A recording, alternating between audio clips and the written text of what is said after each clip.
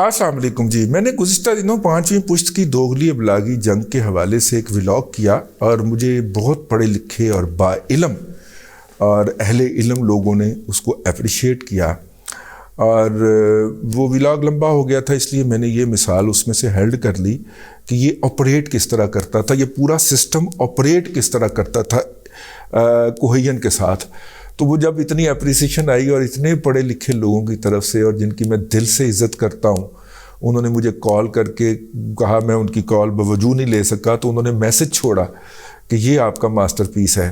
تو مجھے لگا کہ میں نے کہا کہ جو چیزیں انفارمیشن میں نے اس میں سے ہیلڈ کر لی تھیں ان کو میں دوبارہ جو ہے وہ شرطیہ نئے پرنٹوں کے ساتھ آپ کی خدمت میں پیش کرنے کی جسارت کروں.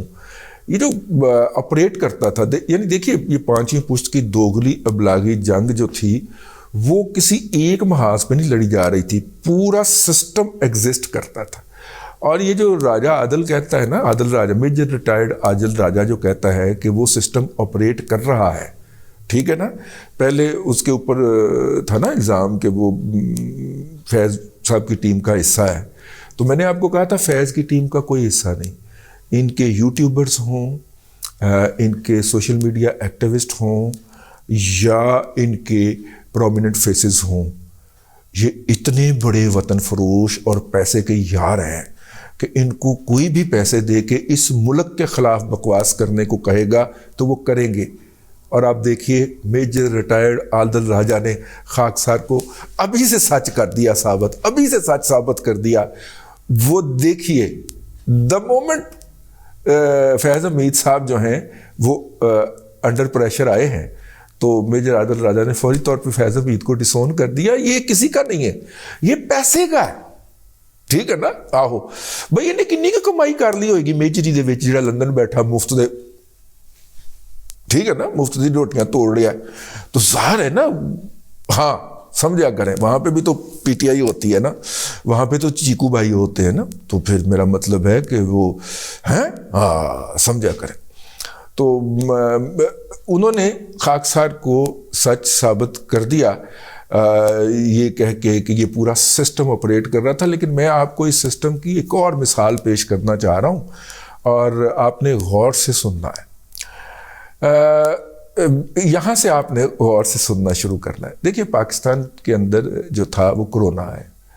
جب کرونا آیا تو کرونا کو دیکھتے ہوئے دنیا نے پاکستان کے لیے، اس سے پہلے پاکستان جو ہے وہ اس سے برے حالات میں جا چکا ہوا تھا جس میں اس وقت موجود ہے پاکستان کی جی ڈی پی منفی میں جا چکی ہوئی تھی. تو پاکستان کے لیے کرونا جو تھا وہ ایک رحمت بن کے آیا زحمت کی بجائے، کیونکہ عالمی ادارے جو تھے وہ پاکستان کی IMF پرفارمنس پہ راضی نہیں تھے اور وہ پیسے رکنے لگے تھے.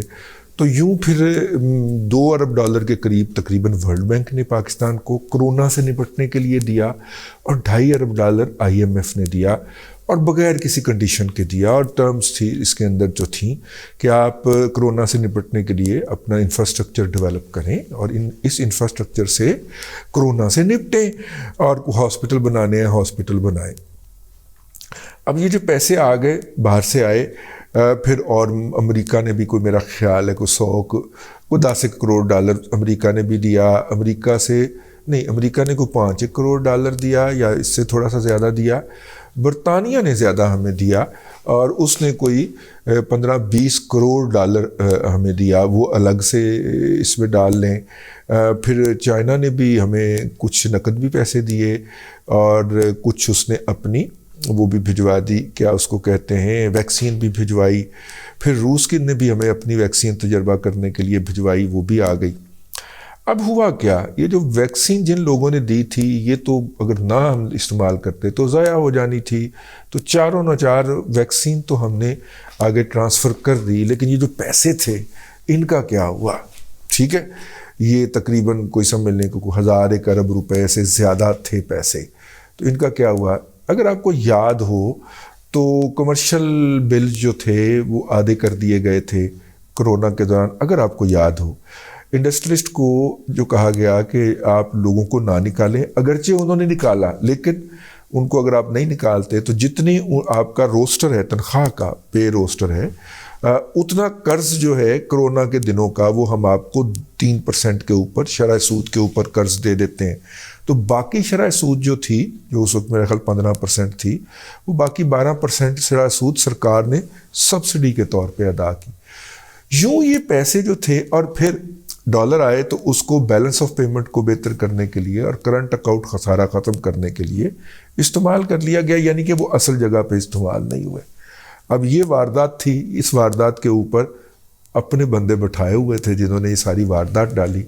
لیکن اس واردات کے لیے اگر کسی کی گردن نہ پکڑی گئی، کسی کی گردن نہ ناپی گئی، تو کل کو تو یہ جن پورا کھڑا ہو جائے گا. ویسے بائی دا وے جن کھڑا ہو گیا، کیونکہ آڈیٹر جنرل آف پاکستان چیختا رہا کہ یہ پیسے اس کام کے لیے نہیں ہیں جس پہ آپ خرچ کر رہے ہیں. لیکن آڈیٹر جنرل کے خلاف بھی ایک کیمپین چلا دی گئی. اب جیسے ہی، اب دیکھیے کہ سارا سسٹم لگا کس طرح ہوا تھا. اب اس کے اوپر جناب اب کیا کیا جائے، تو اس کو ایک غلاف پہنایا جائے. تو عدالت نے اس کا 100 موٹر نوٹس لے لیا اور بلا لیا جناب. اس وقت این ڈی ایم اے کے چیئرمین تھے جنرل افضل صاحب. اچھا جنرل افضل صاحب جو ہیں وہ چونکہ ایک پڑھے لکھے جرنیل ہیں اور اکاؤنٹنگ اور فائنانس کو بھی سمجھتے ہیں. اس وقت وہ بہت زیادہ غیر ملکی یونیورسٹیوں میں جا کے لیکچر شیکچر بھی دیتے ہیں.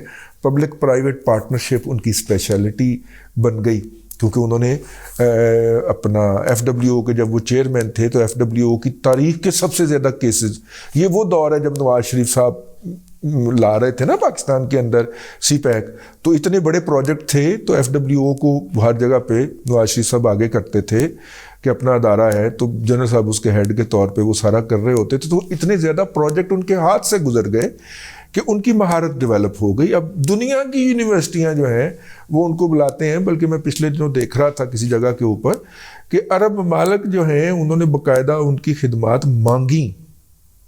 کسی صاحب نے کالم میں لکھا ہوا تھا ان کی خدمات باقاعدہ مانگی. اب ایک بندہ جو ہے، ایک تو یہ اپنے قد سے بڑھ رہا ہے، دوسرا ہمیں چاہیے بکرا کہ یہ جو ہم نے غلط کاری کی ہے، سپریم کورٹ نے 100 موٹر نوٹس دیا. ہمارے وہاں پہ موجود دوست وہ کہتے ہیں کہ یہ بات وہاں پہ نہیں ہوئی کہ ایک مریض کے اوپر آپ نے 25 لاکھ روپیہ خرچ کر دیا ہے. یہ بات وہاں پہ نہیں ہوئی، لیکن یہ بات وہاں سے بنائی گئی اور سوشل میڈیا کے اوپر ڈز جنرل افضل اور پیارے افضل. ہم بھی ابتدائی طور پہ اسی رو کے اندر بہ گئے، لیکن جب وہ تھوڑا سا ڈیپتھ میں گئے اور حقائق کا دوسری طرف سے جائزہ لیا، وہی پیارے افضل کی قربانی ہونے لگی. یعنی آپ اندازہ فرمائیں کہ وہ جو سسٹم ایگزسٹ کرتا تھا وہ اپنے اندر سے بھی کسی اچھے پرفارمر کو برداشت نہیں کر سکتا تھا. تو ادھر سے پہلے غلط کاری کی، آپ نے سیکوینس نوٹ کرنا، پہلے غلط کاری کی، پیسہ امبیزلمنٹ کیا، اپنے دوستوں کو بانٹا.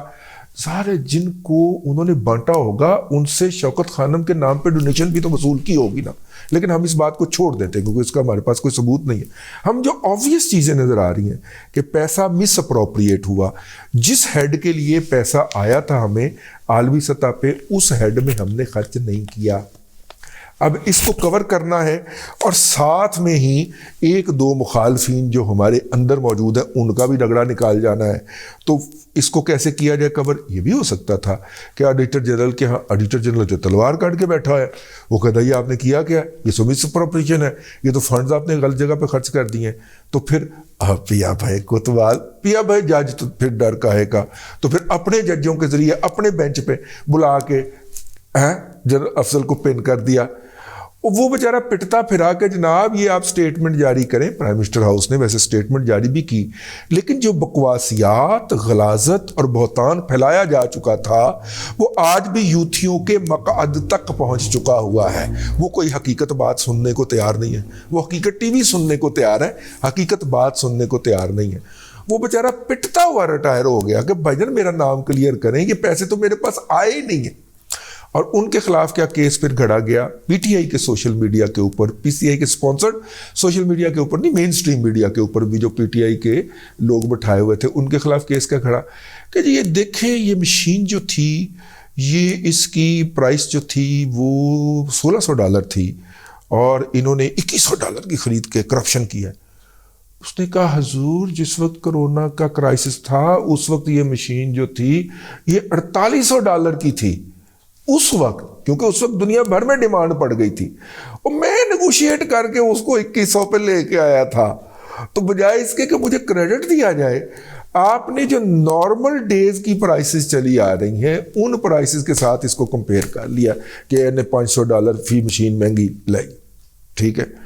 اب اسی طرح اپنا کیا نام ہے اس کا ڈیٹا شیئر کر دیا گیا این ڈی ایم اے کا۔ اس این ڈی ایم اے کے ڈیٹے کے اندر بہت سارے فلاز تھے، وہ سارے فلاز اٹھا کے ایمرجنسی میں پروکیورمنٹ ہو رہی تھی، وہ سارے فلاز اٹھا کے جنرل صاحب کے گلے ڈال کے ان کو گھر بھیج دیا گیا۔ تو دیکھیں ہم نے کس طرح ٹرانسپیرنسی کر دی۔ یہ جو 5ویں پشت کی دوغلی ابلاغی جنگ تھی، یہ صرف ابلاغیات کے محاذ پہ نہیں تھی، یہ عدلیہ بھی اس میں شریک تھی، انتظامیہ بھی اس میں شریک تھی، اور وہ تو شریک تھے ہی تھے جو اس کو چلا رہے تھے اور لڑ رہے تھے۔ تو وہ جب پچھلا ولاگ جو تھا 5ویں پشت کی دوغلی ابلاغی جنگ والا جب پسند آیا تو میں نے کہا کہ میں ایک مثال سے واضح کروں کہ یہ جو ولچرز تھے، یہ جو ولفز تھے، یہ ولچر اور ولف جو ہیں یہ دونوں کی یہ خاصیت ہے کہ یہ گروپ کی صورت کے اندر، گروہ کی صورت کے اندر حملہ آور ہوتے بڑے ڈرپوک ہیں، لیکن ان کے آگے آپ کھڑے ہو جائیں، کوئی بھی جانور یا انسان اگر ان کے آگے کھڑا ہو جائے تو یہ دوڑ بھی لگا جاتے ہیں۔ تو یہ جو ولچرز اور ولف جو تھے، یہ جو گروپ کی صورت میں حملہ آور ہوتے تھے، تو کس طرح انہوں نے آرگنائزڈ طریقے سے وہ سسٹم بنایا ہوا تھا کہ جس میں وہ اپنے مخالفین کی یا اپنے ناقدین کی ہمہ وقت تکہ بوٹی کرنے کو، ان کی کردار کشی کرنے کو تیار پائے جاتے تھے۔ یہ ایک امانت تھی میرے پاس تاریخ کی، میں نے کہا میں آپ کے سپرد کر دوں۔ اب تک کے لیے اتنا ہی۔ اللہ تبارک و تعالیٰ آپ کو آسانیاں عطا کرے اور آسانیاں خلق خدا میں تقسیم کرنے کی توفیق عطا کرے۔